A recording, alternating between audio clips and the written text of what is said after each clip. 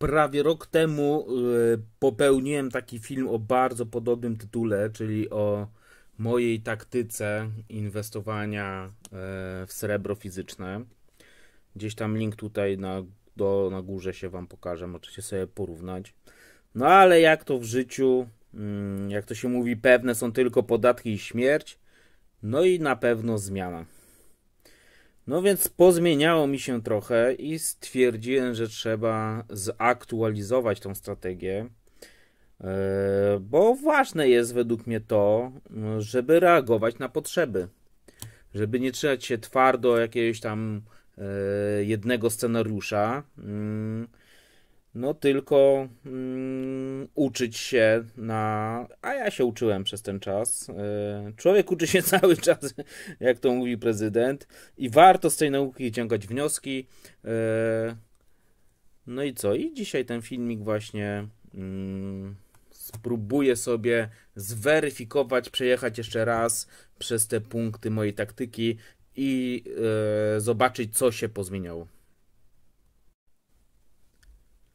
Cały kwiecień mieliśmy duże wzrosty na metalach. Tam rekordy leciały co kilka dni, a nawet codziennie. No i też dlatego sobie myślałem, żeby trzeba trochę dostosować taktykę na takie scenariusze wzrostowe. No teraz zaczyna się chyba korekta.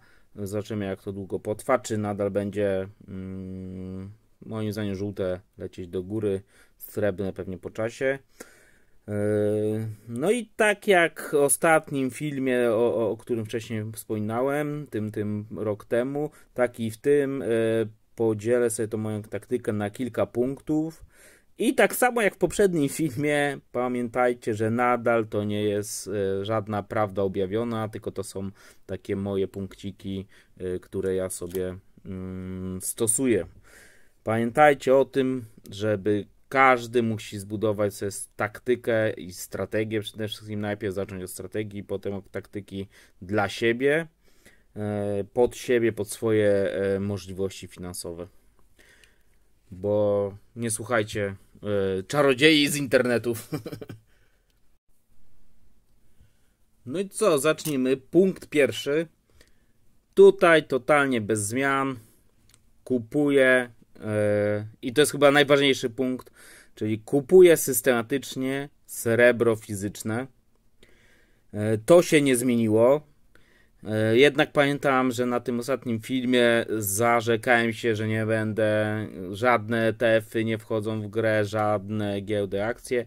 No i tutaj w tym punkcie jest zmiana, że oprócz właśnie fizyka kupuję, zacząłem bawić się trochę w giełdę, o ile jeszcze nie na surowcach, czy tam aktywach z dźwignią, czy CFD, nie chcę sobie połamać na tym rączek, to już jednak ETF-y na jakieś srebrne półki, także na spółki wydobywcze już u mnie w moim portfelu akcyjnym się pojawiły.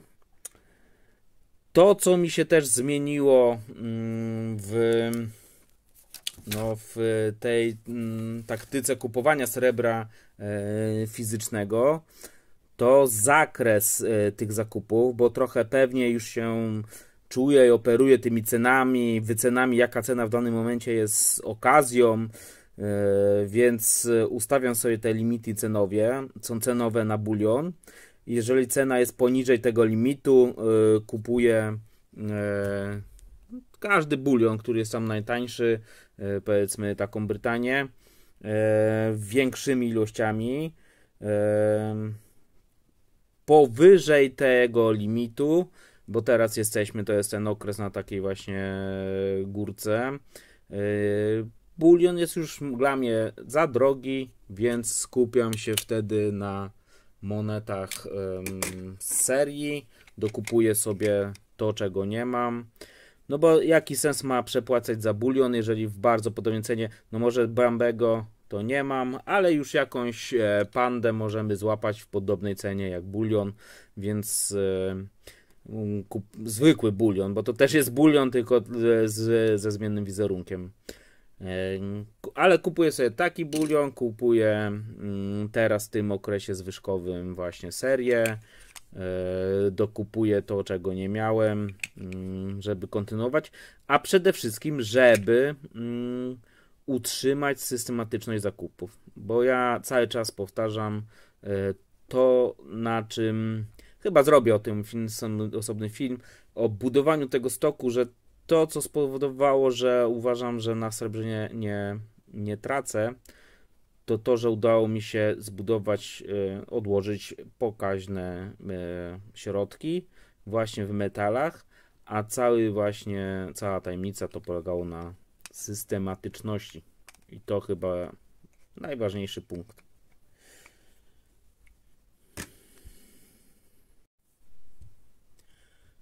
Punkt drugi, i to będzie w sumie taka nowość.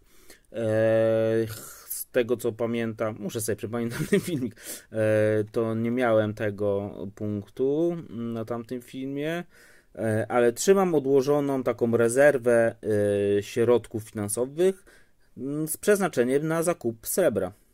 Bo oprócz poduszki finansowej, o której cały czas mówię, że każdy powinien posiadać taką minimum 3-miesięczną, im więcej, tym lepiej, czyli nie wiem, na pół roku, a nie 3 miesiące. Ale oprócz takiej poduszki mam też troszkę takich oszczędności, które czekają na dobre ceny. Bo jak to na srebrze, srebro ma wiele zawirowań, raz skacze w górę, raz skacze w dół i często się zdarzają jakieś okazje, a czekając na kolejną wypłatę, te okazje mogą szybko uciec. Bywało tak, że jakaś tam pozycja była w fajnej, dobrej cenie, ja sobie tam ją do koszyka wrzucałem z myślą o tym, że zaraz będę kupował, a oczywiście zanim przyszła wypłata, to ceny poszły w górę, no i już wcale to nie był jakiś korzystny, fajny zakup i kupowałem coś innego. Ważne, że systematycznie. Natomiast no fajnie mieć taką odłożoną rezerwę i to chyba w każdym, czy to w metalach szlachetnych, czy na giełdzie, w każdych inwestycjach taka rezerwa jest no dobra. Nie wiem, czy to liczyć jako osobny punkt, ale bo jesteśmy przy zakupach, więc wspomnę tylko o tym, że nadal kupuję po kilka monet, nie pojedyncze sztuki.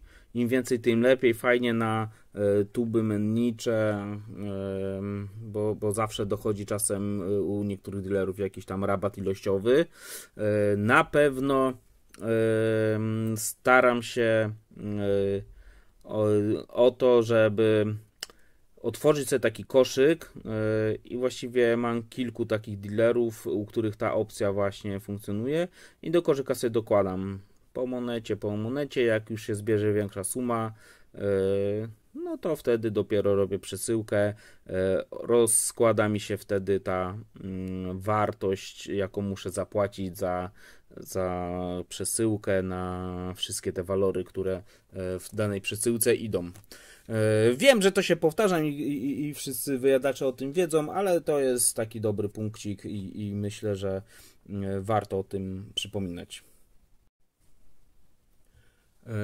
Kolejny punkt, już będę wymówił kolejny punkt, bo nie wiem, który to już z kolei. Natomiast dywersyfikacja, tak, to jest kolejny punkt. Wiem, że mam o tym osobny film, ale przy takiej taktyce też warto o tym pomyśleć, zwłaszcza po tym, jak się już zbierze troszkę tego więcej staku, zbioru, zaczyna się człowiek zastanawiać, myśleć o tym, czy aby na pewno to jest najlepsze aktywo. Miałem takie, nie powiem, zawahania, ale oczywiście po ostatnich górkach już nie mam. Nadal wierzę i kontynuuję sobie moją srebrną zabawę z elementami złota. Natomiast no i tak warto dywersyfikować. Dlatego, tak jak wiecie, mam trochę oszczędności porozdzielanych zarówno waluty u mnie euro, trochę na IKE i właśnie ostatnio akcje ETF-y. Można też dywersyfikować w obrębie jednego aktywa, powiedzmy tutaj metali szlachetnych. Akurat nie mam tu wyciągniętych, ale no chociażby monety bulionowe, jakiś tam tak zwany srebro obiegowe, przez niektórych brzydko junk silverem nazywane. Te 50 akurat mi się podobają i chcę sobie taką tubeczkę ich powolutku zebrać przy jakichś tam okazyjnych cenach. Często można trafić na jakichś giełdach staroci w dobrej cenie. Więc no warto nawet w obrębie, jeżeli już jesteśmy tylko na metalach, to i tak dywersyfikować ze względu na różne aktywa, czyli nawet chociaż nie jestem jakimś mega zwolennikiem super premium, ale jakby się jakieś zdarzyło, to też jest jakaś dywersyfikacja.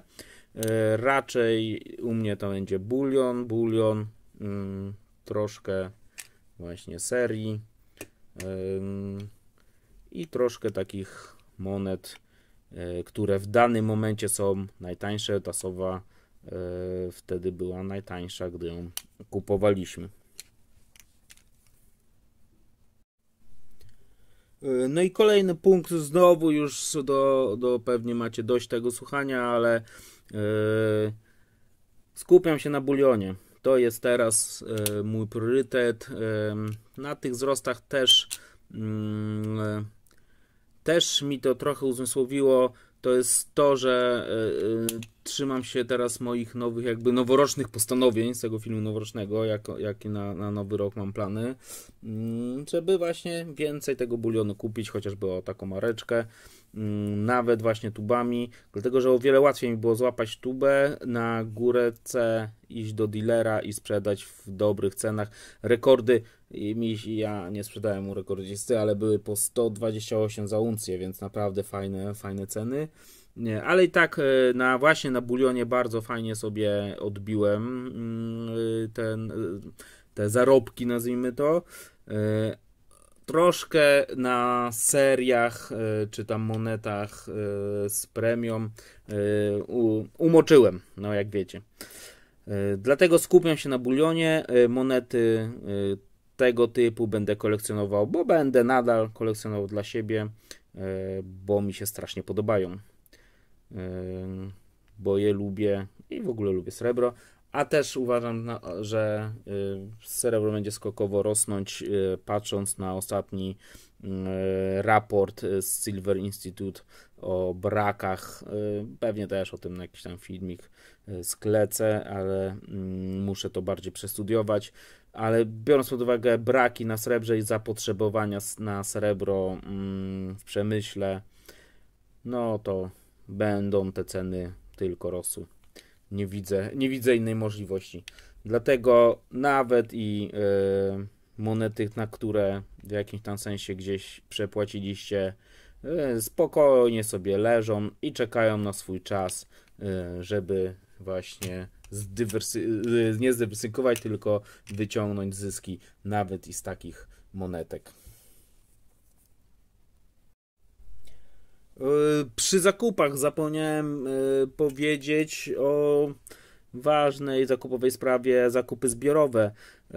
Tutaj polecam każdemu taki typ no, jakby zakupów, dlatego że zbiorowe, wspólne zakupy powodują to, że cena przesyłki rozkłada nam się na wszystkich użytkowników, którzy w danym momencie kupują. No i wychodzi to taniej. A przy okazji możemy zakupić trochę więcej i to też znowu mogą jakieś, nie wiem, programy lojalnościowe, punkty za zakupy, czy też premie właśnie ilościowe wpaść nam przy takich zakupach zbiorowych. Polecam tego typu formę. No i kolejny punkt, nie wiem czy on był na tamtym filmie, natomiast ja raz na jakiś czas konwertuję sobie srebro, bo no już mi się zaczyna go zbierać i gęstość kapitału jednak jest rzeczywiście duża i te ilości zaczynają przytłaczać czasem, ale konwertuję na złoto. Tu mamy akurat srebrnego liścia, ale pozłoconego całego. Oczywiście, no bo takimi jakby finansami operuję, kupuję sobie złote pchełki, nie wyciągałem tutaj, pewnie będzie osobny film o pchełkach, ale tak, kupuję złote pchełki, bo uważam, że też łatwiej złapać nabywcę na rynku wtórnym na monetkę za 1000 zł niż na pełną uncję za 9000. Teraz 9,5 chyba nawet były. Tak. Natomiast tak, konwertuję te srebro, złoto i to nawet w momentach, jak zauważyliście, niekorzystnego gold-silver ratio, ale to też bardziej może się wytłumaczyć, uważam, że złoto będzie miało ten cykl wzrostowy, no teraz jest on boczny, ale no dłużej i dłużej będzie trwał, będzie non-stop szło do góry, dodatkowo te niepokoje geopolityczne, wybory w Stanach na pewno wprowadzą jakiś niepokój, no i to wszystko spowoduje, że złoto będzie rosło, a ze srebrem to jest tak, że raz spada, raz rośnie, raz spada, raz rośnie i uważam, że nawet przy niekorzystnym silver ratio nie ma co czekać, tylko kupować te złoto, bo potem będzie tylko drożej. Kolejny punkt, chyba szybki, krótki. Na tamtym filmie na pewno było, że flipuję raz na jakiś czas i rzeczywiście tak to wtedy wyglądało, że raz na jakiś czas sprzedawałem sobie jakąś zdublowaną monetę, a muszę wam przyznać, że i to jest chyba nowość, znaczy no jest całkowicie nowością, że no flipuję coraz mniej. Po prostu zwyczajnie nie mam na to czasu. Troszkę też jakby obowiązki zawodowe wpływają, że teraz mam trochę mniej czasu. Dochodzi, no ten cały właśnie, ta cała otoczka czasowa. Dochodzą mi na aktywa, bo też się troszkę zainteresowałem innymi sposobami inwestowania. No i nie mam czasu na szukanie, wystawianie, aukcje. Wolę zdecydowanie złapać całą tubę na górce. Jest to zwyczajnie po prostu proste. I pójść do dealera i sam sprzedać całościowe. Więc też dlatego skupiam się na tym bulionie, bo ten rozpoznawalny bulion z Canonu plus tam Arca czy Godness Europe jest dosłownie skupowana wszędzie bez jakiegokolwiek marudzenia czy kręcenia nosem. Do tego trzeba dopowiedzieć o sprawie milków i czy patyny, tak jak tutaj. W ogóle się tym nie przejmuję i też radzę wszystkim. Gdzieś mam takiego zamilkowanego, nie wiem, na tym kangurze. No w każdym razie zupełnie mi te milki nie przeszkadzają. U większości dealerów też te milki nie wpływają na cenę, jeżeli jest stówą. To sprawdzają tylko, czy to jest na pewno srebro, czy coś tam nie przemycam. Nie spotkałem się przynajmniej osobiście z jakimś marudzeniem na milki. Nawet na rynku wtórnym też nie było wybrzydzania. I ja też do tego tak podchodzę.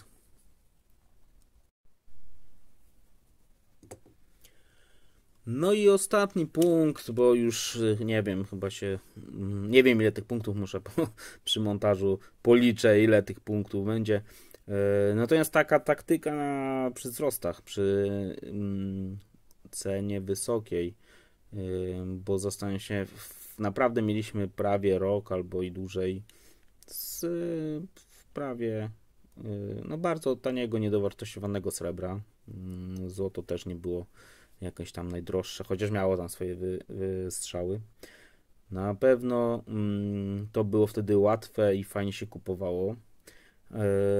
A taktyka na wzrost jest bardzo prosta, już o tym też mówiłem nawet na tym filmie, czyli przy wzrostach kupujemy nie najtańszy bulion, bo on już wtedy nie jest najtańszy, tylko monety, które mają jakąś tam premię, czy za wizerunek, czy są limitowane, jak chociażby właśnie te brambasy. Kaliako jest limitowany na pewno, z tego co pamiętam. Na pewno Bitcoin jest limitowany. No i dlaczego? Dlatego, że te ceny właśnie w stosunku do zwykłego bulionu są prawie takie same, więc nie ma w danym momencie co przepłacać. A kupować systematycznie, no to jest dla mnie ważna sprawa. Dlaczego jeszcze raz o tym mówię? Dlatego, że no to jest pytanie, teraz akurat się zaczął, jak kręcę ten filmik, chyba wreszcie korekta, znaczy wreszcie, bo ja jeszcze chcę kumulować trochę więcej tego srebra, więc wcale się nie cieszyłem na te duże wzrosty. No więc zobaczymy tylko, czy ta korekta, czy to jest zatrzyma, czy cena spadnie i tak będę jakby reagował na to, czyli poczekam, zobaczę, czy trend boczny będzie się utrzymywał dłużej niż miesiąc, czy może właśnie będzie spadek, to już w ogóle by było fajnie dla mnie i znowu zacznę ładować się w bulion, najlepiej tubami, albo przynajmniej jakimiś tam przyzwoitymi ilościami.